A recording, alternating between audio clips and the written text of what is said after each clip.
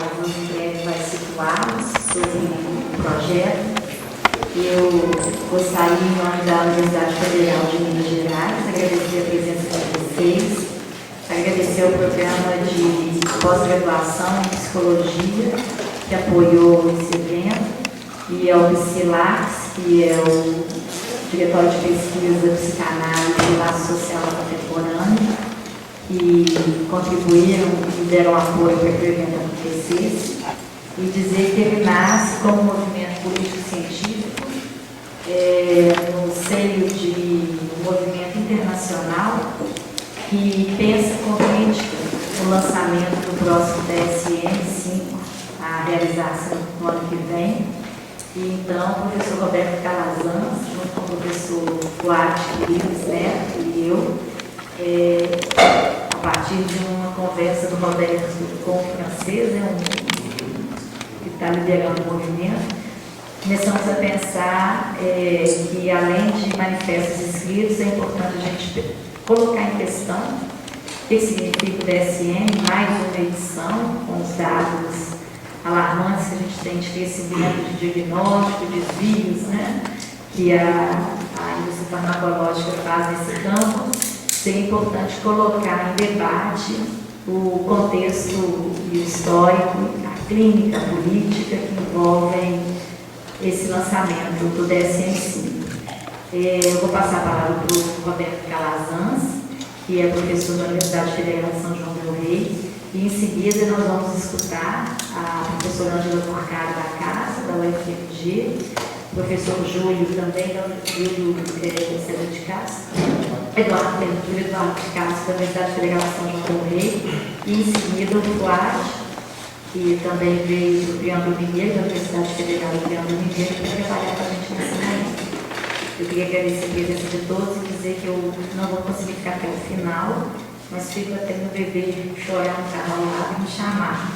E aí eu vou discretamente dar licença da minha desse momento. Então eu passo a palavra para o professor Roberto.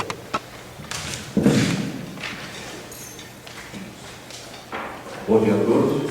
Eu gostaria de agradecer também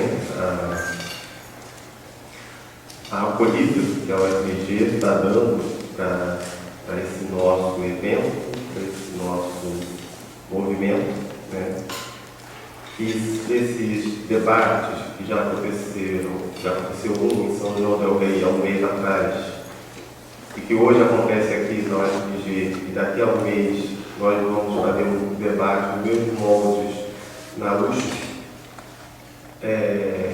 eles são um evento preparatório, debates preparatórios para um evento maior que nós vamos realizar em maio em São João del Rei, intitulado Psicopatologia, um tema sempre em debate, né? Uma ênfase nesse sempre, porque uma das questões que saltam aos olhos quando nós estamos às voltas com uma discussão em torno dos DSMs é justamente a ideia de que o debate dentro do campo da psicopatologia seria algo que não fosse profícuo. Ou seja, é algo que, na verdade, não é de acordo com a história da psicopatologia. Ela sempre viveu os seus debates, né? Debates entre profissionais que acreditavam numa etiologia psíquica, numa etiologia somática, profissionais que acreditavam em tipos de tratamentos diferentes, mas sempre com debate aberto, né? O fato de cada um ter uma posição dentro do campo psicopatológico nunca evitou o debate, muito pelo contrário, o campo sempre progrediu, evoluiu a partir do debate. Sempre gosto de dar como exemplo o caso do autismo, né? Que inicialmente, se a gente pensar, o termo ele surge com Bloiler para pensar uma característica da esquizofrenia, mas surge com Bloiler para pensar uma característica da esquizofrenia a partir de um debate com Freud, em torno da questão do autorautismo. E a partir daí, dessa questão do Freud, com Bloiler, indo até os Estados Unidos com Kanner, com uma certa escola funcionalista, nós conseguimos ali, dentro de todo esse campo de debate, de abordagens completamente distintas, forjar uma categoria que é importantíssima hoje para a que é a categoria do autismo. Então, para mim, isso é uma prova de que o debate nunca foi algo perigoso dentro do campo da psicopatologia. Ao contrário. Né? E como a professora Andréia estava colocando, esse é um debate, esse é um questionamento que a gente pode chamar tanto de epistemológico, porque coloca em cena um debate sobre os aspectos epistemológicos do DSM, da psicopatologia também. É um debate acadêmico, porque não deixa de considerar a questão da formação profissional das pessoas que vão trabalhar dentro desse campo. E, principalmente, ele é um debate político, né?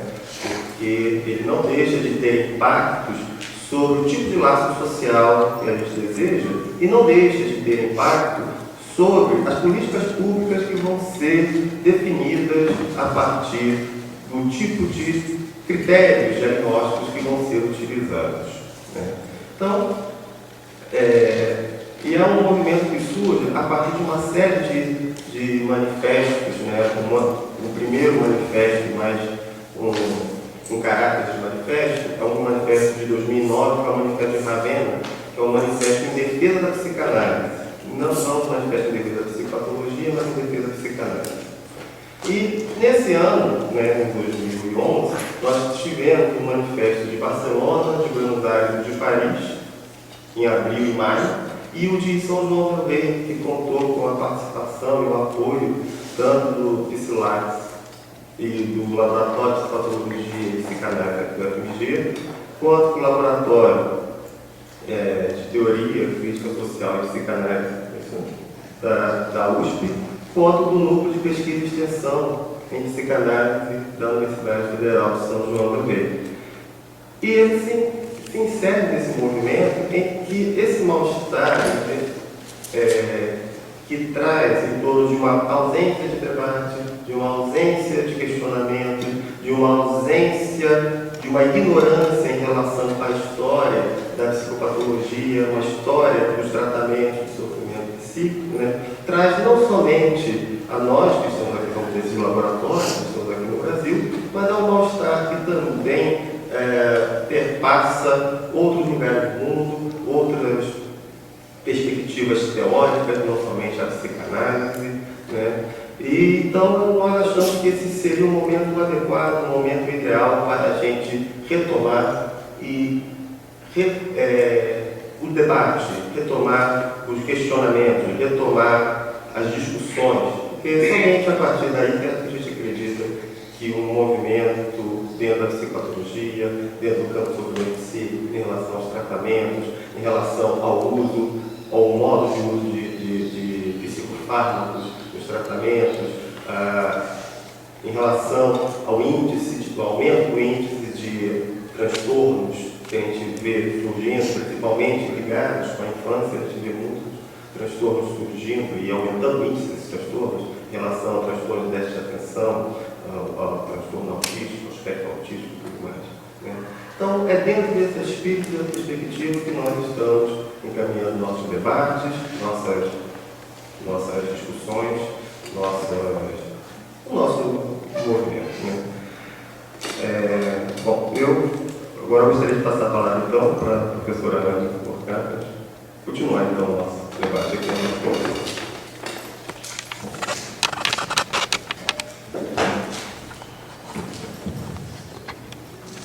Bom dia a todos. Eu queria lembrar a vocês que, apesar de a gente não ter aqui um livro, acabou de ser lançado um livro organizado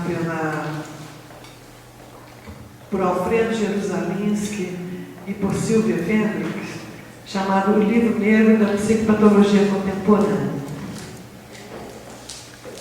pela editora Via Lettera em São Paulo.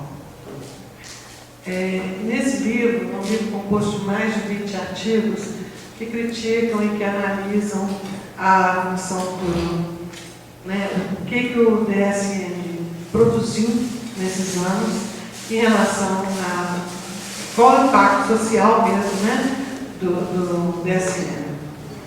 Nós temos ali pessoas tanto da Argentina quanto do Brasil, mais ou menos uns 10 argentinos e uns 10 brasileiros, que, de seus pontos de vista diferentes, vão analisando essa intervenção do DSM. Ah, está aqui. Nós temos um aqui.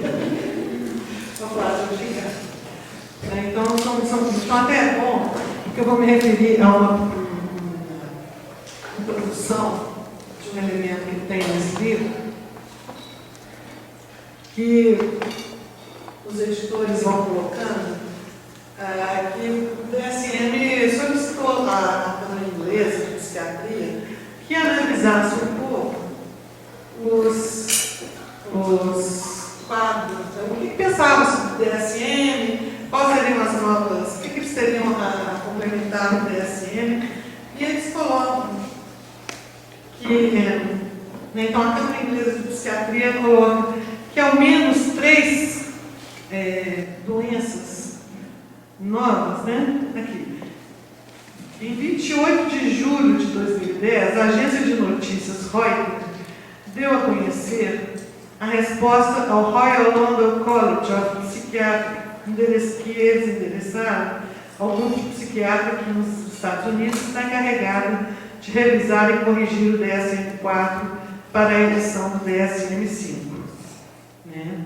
Essa resposta foi originada por uma consulta na qual o grupo americano solicita de seus colegas britânicos opiniões e recomendações surgidas da aplicação do DSM-4 desde 1992 até a atualidade. Nela, os psiquiatras ingleses manifestam que a aplicação do DSM-4 tem produzido ao menos 3 epidemias falsas. Primeiro, o transtorno bipolar.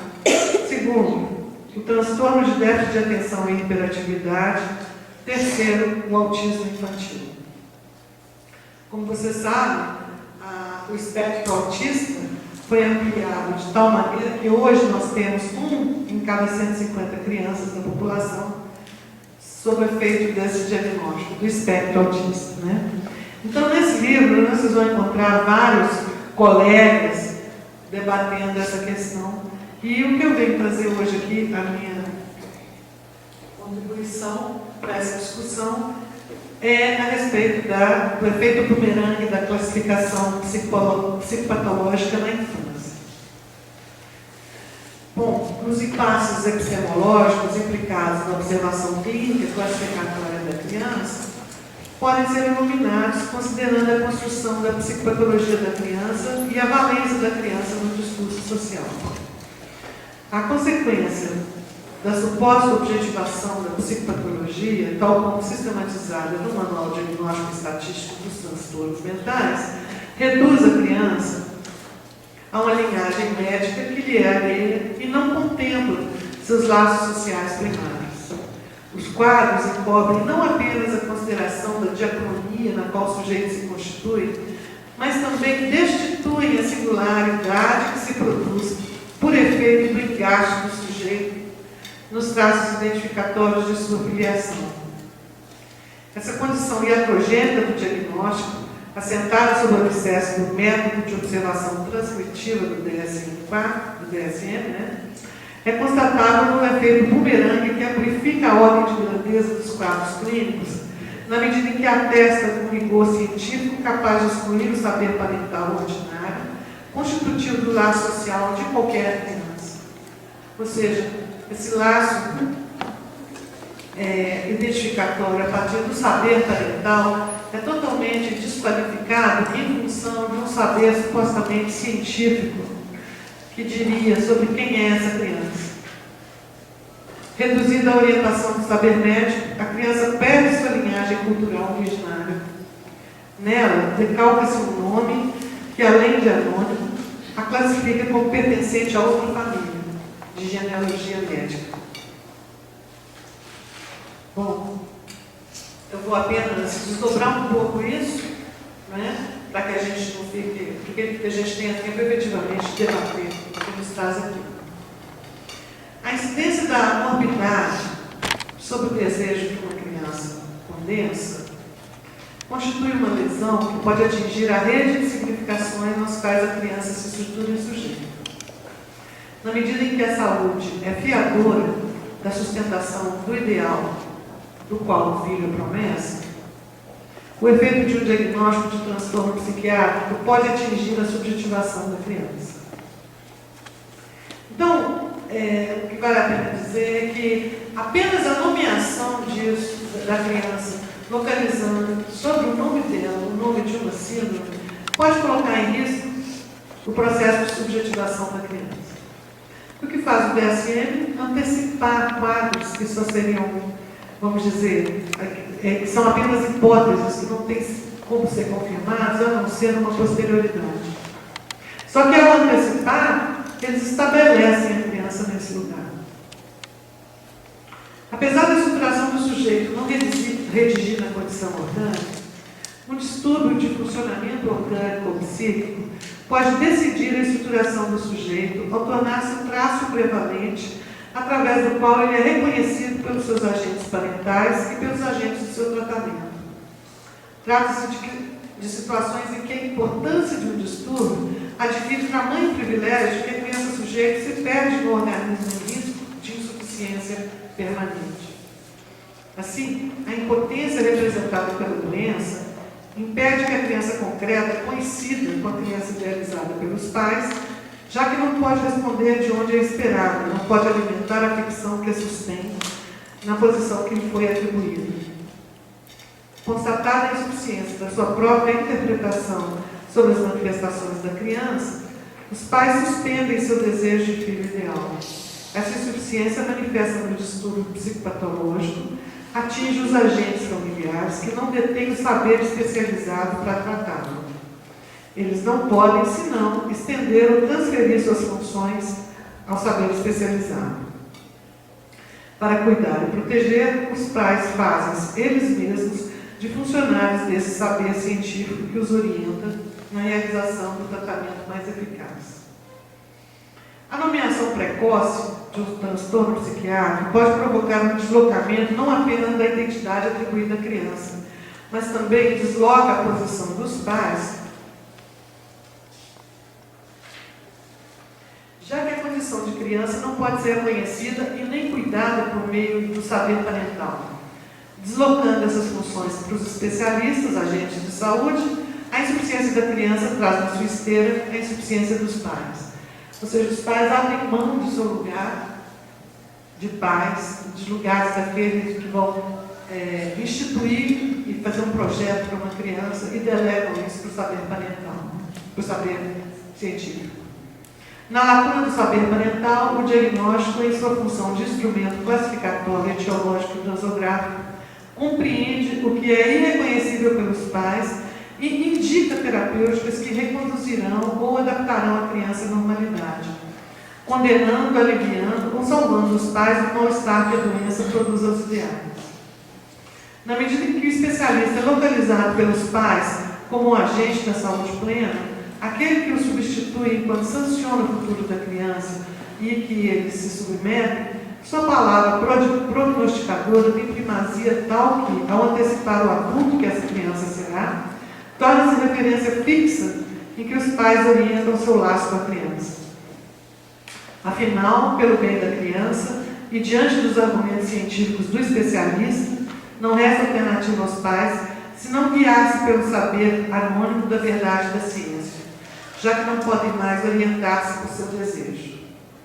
Se essas palavras funcionam como dispositivo essencial para o luto do filho idealizado, sondando a rachadura criada no psiquismo dos pais pela constatação de uma falência, elas funcionarão como veredito insuperável, mesmo que os parâmetros dados pelo médico sejam uma interpretação, um julgamento que ultrapassa os limites de qualquer constatação empírica observada ou autorizada. A criança, assim deslocada da posição de filho ideal, será interpretada pelos pais na coincidência com o prognóstico do especialista que antecipa esse ser estranho ao desejo parental.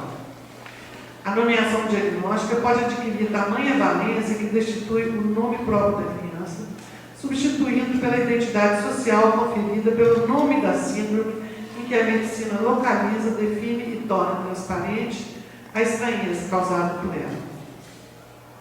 Estabelece assim uma nova filiação, já que a paternidade sobre o nome é dada pelo nome da síndrome, que baliza, referencia e justifica os atos, falas e condutas da criança, deslocando da possibilidade de situar-se a partir da ordem própria de filiação. Inserir uma criança no laço social como aquela RET, ou LMC, ou meu filho é Asperger, é reduzi-lo ao registro médico, é amputar a singularidade subjetiva da criança. Os casos tão comuns em que a indeterminação da carga de incidência orgânica obriga o especialista a configurar uma ausência de diagnóstico, pode produzir uma possibilidade de que os pais resgatem seu filho da determinação psicopatológica.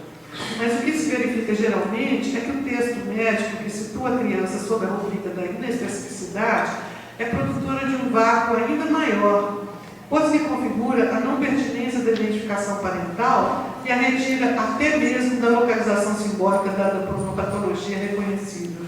Nessas circunstâncias, a extensão e a importância de qualquer medida da manifestação subjetiva é excluída ou assimilada como parte da rede de características da organicidade difusa da criança.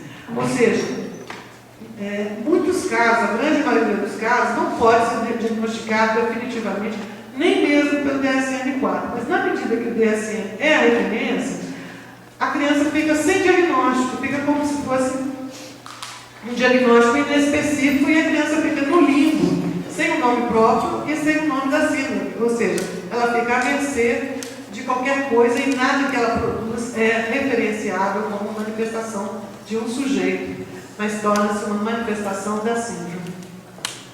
Portanto, uma outra ordem de incidência coincide com o diagnóstico, mas não lhe faz equivalência. Trata-se do dano imaginário que o transtorno atribuído a uma criança produz no laço social. Assim, para além da perturbação de uma criança e junto com ela, temos a doença de toda a infância, ou seja, a doença de nossa representação da infância, doença de nosso projeto, doença na esperança de que a infância é para o campo social, doença infantil no adulto. A gravidade de um distúrbio não se limita ao grau de morbidade orgânica da patologia, mas inclui o seu efeito de ameaça à significação que a criança condensa. Afinal, a estruturação do sujeito é o percurso desde o nascimento que o adulto atribui significação para um organismo neonato, até o momento em que ela mesma, a criança, pode evocar e referir-se à sua significância no laço social. Se seu maior atributo de reconhecimento é a insuficiência, ele pode solapar as operações regidas pela significação que constituem a estruturação subjetiva. Essencial à constituição subjetiva, na medida em que insemina o simbólico no organismo, por meio da singularidade do agente materno, a mancha de uma psicopatologia mostra seus efeitos quando é produzida pelo discurso científico. Seu anonimato comanda o olhar, escapando à visão, no desconhecimento pelo qual uma criança pode ser reduzida a uma categoria diagnóstica. Se qualquer discurso encarnar toda a sua potência, ele poderá preencher a marca invisível que o sujeito recebe do simbólico, encurralando-o nessa identificação.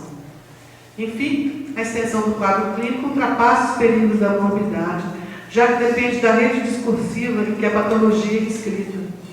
Esse comprometimento é elevado a uma segunda potência ao ser transferido para a ordem subjetiva, encampando sua estruturação pelos efeitos imaginários dos agentes de seus cuidados e de seu tratamento. Sobre a psicopatologia de crianças nos primórdios de sua constituição subjetiva, localiza-se assim um parasitismo imaginário que infla essa psicopatologia. Quando um déficit é erigido numa figuração imaginária, inserido numa rede de consistências que negam, distorcem ou ampliam sua extensão real, torna-se indiscernível o que o déficit confina efetivamente e os efeitos de sua presença na produção discursiva que antecipa seus supostos efeitos sobre o futuro sujeito. A valência do déficit assume um estatuto imaginário tal que o sobredetermina, submetendo uma criança aos avatares que constringem a sua subjetivação. Era isso, então, gente, que eu tinha a dizer sobre o mal-estar que o DSM provoca em mim. Obrigada.